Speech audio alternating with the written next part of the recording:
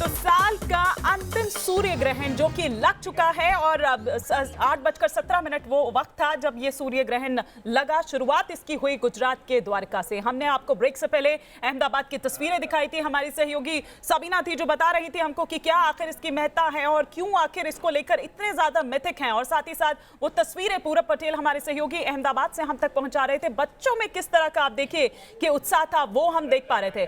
दिल्ली में हम रुक करते हैं। हमारे सहयोगी मोहित बख्शी इस वक्त हमारे साथ जुड़े हुए हैं। मोहित, हम चाहेंगे कि थोड़ा आप यहाँ पर दिखाइए, शायद आप लोग भी कुछ वहां पर मौजूद हैं, वो क्या देख रहे हैं, वो क्या कह रहे हैं। रिंग ऑफ फायर तो यहाँ नजर नहीं आएगा, लेकिन जो भी नजारा अभी है हम चाहेंगे कि आप दिखाएं, बताएं। जी, मैं यहाँ की तैयारी दिखा देता हूँ। यहाँ सूर्य ग्रहण को सूर्योत्सव की तरह मनाया जा रहा है और आप पीछे देख सकते हैं कि तमाम लोग जो हैं यहाँ पर तैयारी करते हुए नज़र आ रहे हैं। जो कि सूर्य ग्रहण, क्योंकि धुंध और धुआं अगर कहा जाए तो है यहाँ पर, जिसकी वजह से ये स्थिति स्पष्ट नहीं हो पा रही है। लेकिन यहाँ पर लोग अभी आने शुरू भी हो गए हैं, देखने नज़ारा भी देखा जा रहा है और कोशिश की जा रही है कि तमाम जो इतनी बड़ी खगोलीय घटना है इसको कैमरे में कैद किया जाए। इसके अलावा जो बाकी चीज़ें हैं उन पर भी ध्यान दिया जा रहा है, क्योंकि ऐतिहासिक क्षण है, ऐतिहासिक लम्हा है। और हम कोशिश करते हैं यहाँ पर ओपी गुप्ता जी जो हैं वो हमारे साथ जुड़ने वाले हैं। ओपी गुप्ता जी नेहरू प्लेनेटोरियम से ही हैं। सर, कितनी बड़ी ऐतिहासिक खगोलीय घटना को हम देखने जा रहे हैं आज? हाँ, देखिए, प्राकृतिक घटना है, ये होती रहती हैं। आज ये अमावस्या है, इसमें सूर्य, पृथ्वी और चंद्रमा एक लाइन पर हैं और चंद्रमा की छाया पृथ्वी पर पड़ रही है तो सूर्य नहीं दिखाई दे रहा। और ये दिल्ली में तो एक लगभग 44% है, एक आंशिक ग्रहण है। जबकि साउथ इंडिया के स्टेट में जैसे कि केरल है, तमिलनाडु और कर्नाटक में पूरा एनुलर एक रिंग नुमा ग्रहण, जिसे वलयाकार सूर्य ग्रहण कहते हैं, वो दिखाई देगा। दिल्ली में क्या क्या तैयारियां आपकी तरफ से की? आप ये देख रहे हैं, हमारे प्रोजेक्शन बॉक्स हैं, LED स्क्रीन है, फिल्टर्स हैं और सोलर गोगल्स भी हैं। ये सारी चीज़ें लगी हुई हैं।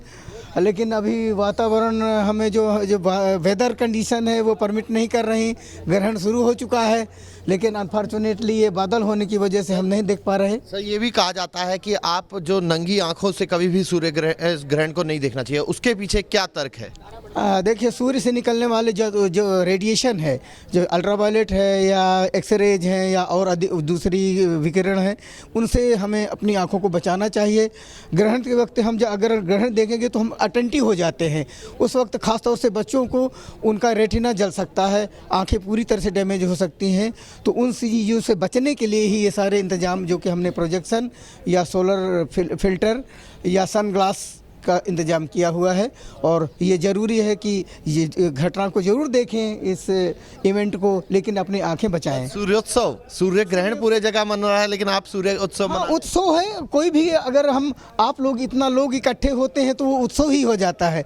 तो इसको हम सूर्य उत्सव के तरीके से हम मना रहे हैं इसको, जो कि एक वैज्ञानिक घटना है, प्राकृतिक घटना भी है। तो हर एक का अपना अलग अलग एंगल है, हम इसको एक उत्सव के रूप में देख रहे हैं। जी, तो एक बड़ी वैज्ञानिक घटना है, खगोलीय घटना है, जिसको उत्सव की तरह मनाया जा रहा है। और दिल्ली में हालांकि ठंड का असर है, वरना यहाँ पर मैं आपको बता दूं अभी कुछ लोग नजर आ रहे हैं। और यहाँ पर ये नज़ारा रहता है, अनुराग और शमीना, कि यहाँ पर भीड़ होती है। हर बार जब भी हम कवरेज के लिए आते हैं यहाँ पर बहुत बड़ी भीड़ होती है। हालांकि ठंड का असर है और यहाँ पर अभी साफ तौर पर भी नहीं देखा जा रहा दिल्ली में, इसलिए थोड़ा सा असर दिख रहा है कि लोगों की संख्या कम है। अन्यथा यहाँ पर तैयारियां तो पूरी की गई हैं। बिल्कुल, हालांकि मोहित अभी लंबा वक्त है, 10:57 तक सूर्य ग्रहण का असर देखने को मिलेगा। अभी बमुश्किल 8:30 बजे हैं। ये उम्मीद की जानी चाहिए कि आने वाले वक्त में लोग घरों से निकलेंगे, पहुंचेंगे वहां पर जहां तमाम तैयारियां की गई हैं और इस नज़ारे को देखने की कोशिश जरूर करेंगे। लेकिन जयपुर का रुख करते हैं, उससे पहले आपको बता दें न्यूज नेशन की बड़ी कवरेज लगातार जारी है। देश और दुनिया के अलग अलग हिस्सों की सूर्य ग्रहण की तस्वीर हम आपको दिखाएंगे। हमारे सहयोगी लगातार हमारे साथ बने हुए हैं। गुजरात से हमारे साथ पूरब पटेल जुड़े हुए हैं, मुंबई से पंकज मिश्रा जुड़े हुए हैं, दिल्ली से मोहित बख्शी हैं, वहीं साथ में ज्योतिषाचार्य डॉक्टर अरविंद त्रिपाठी हमारे साथ बने हुए हैं। लेकिन रुख करते हैं जयपुर का। लाल सिंह फौजदार हमारे सहयोगी हमारे साथ जुड़े हुए हैं। लाल सिंह, क्या कुछ वहां पर नजर आ रहा है और कितने उत्साही हैं जयपुर के लोग, राजस्थान के लोग? देखिए, बिल्कुल 296 साल बाद एक बड़ी वैज्ञानिक घटना की साक्षी बन रहे हैं हम तमाम जयपुर के लोग यहाँ हैं, और तारा मंडल की तरफ से जो बिरला साइंस सेंटर वहाँ से विशेष व्यवस्था की गई है। आप देखिए, ये आप नज़ारा साफ साफ देख सकते हैं किस तरह सूर्य ग्रहण का असर अब दिखाई दे रहा है। माना जा रहा है कि 296 साल बाद इतनी बड़ी वैज्ञानिक घटना यहाँ हो रही है। इससे पहले 7 जनवरी 1723 को ये घटना देखने को मिली थी। यही वजह है कि यहाँ तारामंडल सेंटर की तरफ से, बिरला सेंटर की तरफ से विशेष व्यवस्था की गई है छात्रों के लिए, लोगों के लिए। और मेरे साथ डायरेक्टर संदीप भट्टाचार्य, उनके पास सीधे चलते हैं। हम जानते हैं कि आखिर ये इतनी बड़ी जो घटना है इसके लिए इतना बड़ा एक्साइटमेंट है, क्यों है? भट्टाचार्य जी, ये जो आपने तमाम व्यवस्था की है, लोग देख रहे हैं, छात्र देख रहे हैं, कितनी बड़ी घटना मानते हैं इसको? हमारे हिसाब से ठीक है, रेयर इवेंट जरूर है, लेकिन आम घटना है। हमेशा घटता नहीं है, लेकिन आम घटना है, और प्रकृति के एक ऐसा रेयर नज़ारा है जिसका मज़ा आपको लेना चाहिए। ऑफ कोर्स कुछ सावधानियों के साथ, सीधा ना देखें, गॉगल्स इस्तेमाल करें, प्रोजेक्शन सिस्टम इस्तेमाल करें और देखें। जैसा हमने प्रोजेक्शन करके दिखा रहे हैं, इस तरीके से दिखा सकते हैं। संदीप जी, आप बताइए, कुछ सावधानियाँ बरती जाएँ। क्या सावधानियाँ बरती जाएँ? सीधे ना देखें, पीछे रहिए, पीछे रहिए प्लीज़, पीछे पीछे जी। सीधे नहीं देखें। सावधानियाँ मतलब ये है कि सूर्य की जो रोशनी है उसकी 51% जो है वो गर्मी है, इंफ्रारेड रे है। इंफ्रारेड रे के मतलब है गर्मी। तो आप अगर सीधा सूर्य की तरफ देखते हैं तो इतना ज़्यादा गर्मी आपके आँखों के पुतलों के अंदर घुसकर उसको जी जो रेटिना है उसका हानि पहुंचा सकता है। और कोई भी तेज रोशनी के ऊपर आपको देखना नहीं चाहिए, ये आँखों की स्वास्थ्य के लिए हानिकारक है। तो बस इतना ही। बट एक बात, ऐसा 296 साल पहले हुआ ऐसा बताते हैं, और अब 2020 में 21 जून को दिखाई देगा। तो ये किस, आप कहते हैं वैसे अलग ऐसी घटना होती रहती है, खगोलीय घटनाएं, लेकिन क्या खास है इसमें जो और सूर्य ग्रहण में नहीं था इसमें? नहीं, दूसरे सूर्य ग्रहणों की तुलना में अगर आप ये करें तो कई 2 पॉइंट मुझे अभी याद आ रहा है। एक तो है कि इसकी ड्यूरेशन, मतलब अभी आप अगर कोयम्बटूर के आसपास कहीं पर होते तो 9 से 9:30 बजे के बीच में सूर्य आपको कंगनाकार रूप में दिखाई देगा, वलयाकार रूप में दिखाई। बीच का हिस्सा काला होगा, चारों तरफ एक चूड़ी के जैसा चमकेगा जी, तो उसको वलयाकार ग्रहण कह सकते हैं। और इसके दौरान करीब 3.5 मिनट के आसपास होगा। ये दौरान घटते बढ़ते रहता है। ठीक अगले साल 21 जून को ऐसे ही और एक सूर्य ग्रहण दिखाई देगा जो राजस्थान के धरती से दिखाई देगा, और वो आधा मिनट के लिए दिखाई देगा, उसका जो मैक्सिमम हिस्सा है। देखिए अनुराग, ये इतनी बड़ी दुर्लभ घटना है कि अब ऐसा हमें 559 साल बाद नज़ारा दिखेगा जब 6 ग्रह एक साथ आएंगे, जिसमें आपके बुध है, शनि है, बृहस्पति है, सूर्य है, चंद्रमा है, केतु है। हम एक नज़ारा और आपको दिखाएंगे किस तरह लोग एक्साइटमेंट है, जयपुर वासी तमाम लोग आए हुए हैं, क्योंकि ऐसी दुर्लभ घटना का साक्षी बनना हर कोई चाहेगा। एक बार अनुराग बात जरूर कर लेते हैं इन लोगों से। आपको बड़ा इंतजार था इस दिन का, और आपको जैसे ही पता लगा यहाँ विशेष व्यवस्था की, आप चलकर आए? हाँ जी, बहुत बहुत अच्छी बात है। आई थिंक ये हर साल देखने का मौका नहीं मिलेगा। This is the first time I think we are seeing it in Jaipur at least. ये 9:37 को पूरा एक्लिप्स मिलेगा। अच्छा, आप भी आए हैं, किस तरह का एक्साइटमेंट है आपको देखने के लिए? Yeah, actually it is really a wonderful opportunity for us in BASR especially to view this solar eclipse, and we have been with our kids, and then kids are also excited. Thank you. देखिए अनुराग, ये है जयपुर में जो विशेष तैयारियां की गई हैं दिखाने के लिए तमाम लोगों को एक्साइटमेंट है। 9:27 पर जब ये वलयाकार होगा और रिंग के नुमा इसकी आकृति होगी, उसको देखने के लिए सभी इंतजार कर रहे हैं। बिल्कुल, तो अभी 2 घंटे 296 साल बाद ऐसा हुआ, और 559 बिल्कुल लौटेंगे लाल सिंह आपके पास एक बार फिर। तो कुल मिलाकर अभी 2 घंटे 20 मिनट का समय और बचा है जब देश के अलग अलग हिस्सों में ये सूर्य ग्रहण अपना असर छोड़ता नजर आएगा। हमारे साथ सुमित श्रीवास्तव जुड़ चुके हैं, लखनऊ से खगोलविद हैं। सुमित, आपसे समझना चाहेंगे, हमारे देश में सूर्य ग्रहण को लेकर धार्मिक मान्यताएं बहुत ज्यादा होती हैं।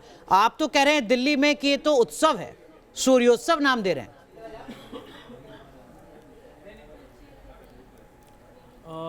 नहीं, सूर्योत्सव कहा जा सकता है कि सबके अपने अपने मान्यताएं हैं, लेकिन हम लोग जो हमारे यहाँ एस्ट्रोनॉमी के पॉइंट ऑफ व्यू से देखें तो हम लोग इसको, ये हमारे लिए भी एक फेस्टिवल है।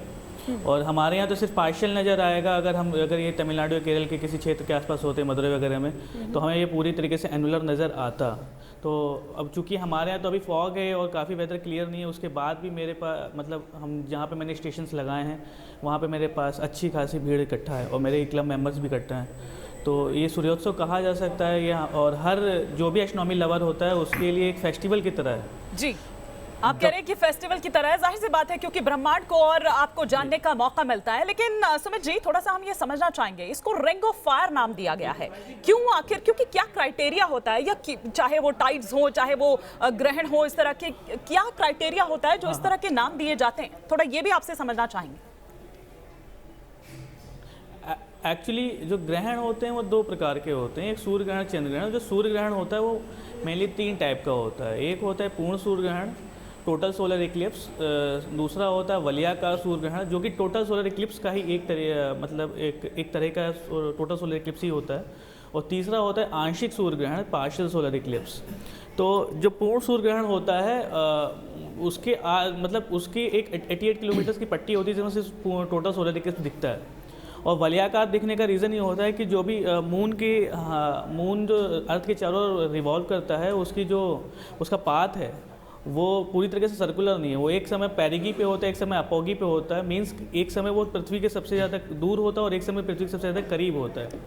तो जिस समय वो पृथ्वी के सबसे ज़्यादा दूर होगा और उस समय अगर हमारा सूर्य ग्रहण पड़ता है, और तो जहाँ पे टोटलिटी दिखनी चाहिए, जहाँ पे पूर्ण सूर्य ग्रहण दिखना चाहिए, वहाँ पे हमें एनुलर नज़र आता है। हमें एक छल्ले जैसी मतलब पूरा सूरज नहीं ढका मिलेगा, हमें सूरज का कुछ पूरा हिस्सा ढकेगा, लेकिन किनारे किनारे से उस पर एक रिंग जैसा नजर आएगा। जी सुमित, जिसकी वजह से इसको रिंग ऑफ फायर भी बोलते हैं, छल्लेदार, कंगनदार, वलयाकार, इस तरीके से इसको नाम देते हैं। बिल्कुल। लेकिन डॉक्टर अरविंद त्रिपाठी, सुना आपने 2 खगोलविदों को, 3 खगोलविदों को जो कह रहे हैं कि साहब ये उत्सव है, सामान्य एक प्राकृतिक घटना है जिसको हम सूर्य उत्सव के तौर पर देखते हैं, लेकिन आप कहते हैं कि नहीं ये तो अशुभ है, इससे स्थितियां सामान्य नहीं रहेंगी, हालात बिगड़ जाएंगे। आप डरा रहे हैं क्या? जी नहीं, देखिए हम इसमें डराने की कोई बात नहीं है। और मैं बड़ा स्पष्ट कर दूं कि ग्रहण काल को अशुभ न मान करके इसको विशेष तौर से शुभ मानना चाहिए। और ख़ास तौर से धनु राशि पर लगा हुआ है तो अध्यात्म के 2 ग्रह बड़े महत्वपूर्ण होते हैं, शनि है, राहु है, केतु है, 3 बड़े महत्वपूर्ण ग्रह हैं। तो यह जो कालखंड है, यह जो सूर्य ग्रहण का कालखंड है, आध्यात्मिक दृष्टिकोण से मंत्र सिद्धि के लिए और जो भी आप इष्ट की सिद्धि करना चाहते हो उसके लिए बहुत ही महत्वपूर्ण। लेकिन डॉक्टर अरविंद त्रिपाठी, माफ कीजिएगा, आपको एक बार फिर रोक रहा हूं, ये फिर कौन कहता है कि साहब मंदिरों में आप पूजा मत कीजिए? कौन कहता है कि जो मंदिर के पट हैं वो बंद कर दीजिए? कौन ये कहता है कि आप सब्जी मत काटिए? कौन ये कहता है कि आप कुछ खाइएगा भी मत? सूर्य ग्रहण जब खत्म हो जाएगा तो उसके बाद आप स्नान कीजिएगा, पूरे घर को धोइएगा, सफाई कीजिएगा। अगर आप भी कह रहे हैं कि यह अशुभ नहीं है तो फिर उसको उत्सव क्यों नहीं मानते हैं? देखिए ये अंधविश्वास तो नहीं है? देखिए ये एकदम अंधविश्वास नहीं है। वैज्ञानिक दृष्टिकोण से एक विज्ञान का अपना अलग मत है और ज्योतिष का अलग मत है। कहते हैं कि ये सूर्य जो है प्रकृति का आत्मा है और जो ग्रहण होता है इससे जो किरणें निकलती हैं वो बहुत ही जहरीली होती हैं और उसके तमाम गलत इफेक्ट पड़ते हैं, जिसके मन पर, तन पर, शरीर पर जो कटी हुई चीजें, मंदिर के कपाट बंद किए जाते हैं इसीलिए।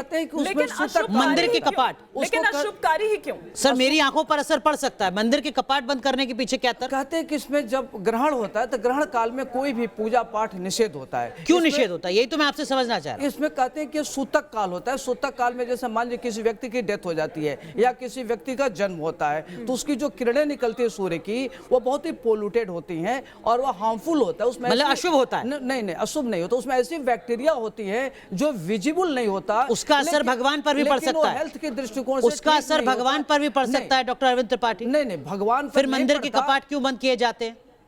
अब और वो भी स्पर्श, उसमें क्यों भी पूजा को बंद कर दिया जाता है? उसमें भी कॉन्ट्रडिक्शन है। आप स्पर्श नहीं कर सकते, आकार का स्पर्श नहीं कर सकते, लेकिन मंत्र जाप वगैरह आप कर सकते हैं। यही तो आप अभी 2 दिन पहले कह रहे थे ना कि भाई उस दौरान आप मंत्र पढ़ते रहे, जाप करते रहे, मतलब इस चीज से, इसके प्रभाव से बचने के लिए। तो फिर ये कैसा कॉन्ट्रडिक्शन? जी देखिए इसमें कोई कंट्राडिक्शन नहीं है। यह जो कालखंड है, जो ग्रहण काल होता है, ग्रहण काल को कहते हैं कि आध्यात्मिक दृष्टिकोण से बहुत महत्वपूर्ण। इससे पूजा पाठ कर सकते हैं, कोई भी मंत्र का जप कर सकते हैं। पूजा पाठ कर सकते हैं तो वही तो अनुराग कह रहे हैं कि आखिर क्यों फिर मंदिर के कपाट बंद कर दिए जाते हैं? उस समय मंदिर के कपाट बंद कर दिए जाते हैं, निषेध है इस तरीके से। सर निषेध क्यों है, यही मेरा सवाल था। और हमारा मकसद यही है कि जो अंधविश्वास है वो भी दूर होना चाहिए, जो तमाम तर्क हैं, जो तमाम दलील हैं वो सामने आने चाहिए, धार्मिक मान्यता के आधार पर भी और खगोलविदों के हिसाब से भी। ये बड़ी कवरेज न्यूज नेशन की लगातार जारी है। आप देख रहे थे हमारे सहयोगी पूरब पटेल अहमदाबाद में देख रहे हैं सूर्य ग्रहण को, तस्वीर हम आपको दिखा रहे हैं।